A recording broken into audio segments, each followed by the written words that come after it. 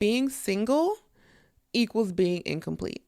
You're half a person holding your breath until your better half shows up with the missing piece that finally completes you.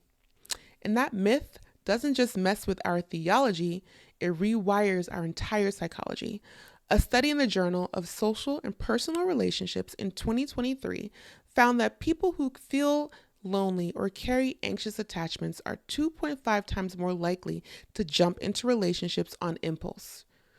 Meaning that anxiety doesn't just nudge you, it sends you sprinting straight into situations you were never supposed to build a life around. So it isn't simply that we're unmarried, it's the fear of staying that way that pushes us to settle, to chase spark over substance, to sprint through a process God meant to unfold slowly. Think about how many times anxiety disguises itself as urgency. I just need to know where this is going.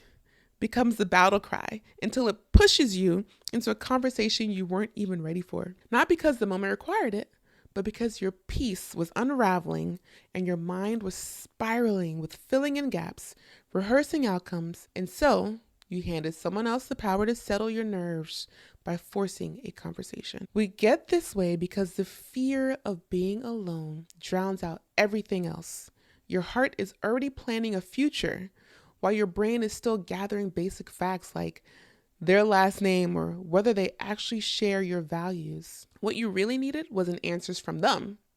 It was confidence in yourself and the patience to let things unfold without trying to control every step. And speaking of fast tracking, how many relationships have we accelerated not because they were aligned, but because the timeline in our minds was screaming, you should be married by now?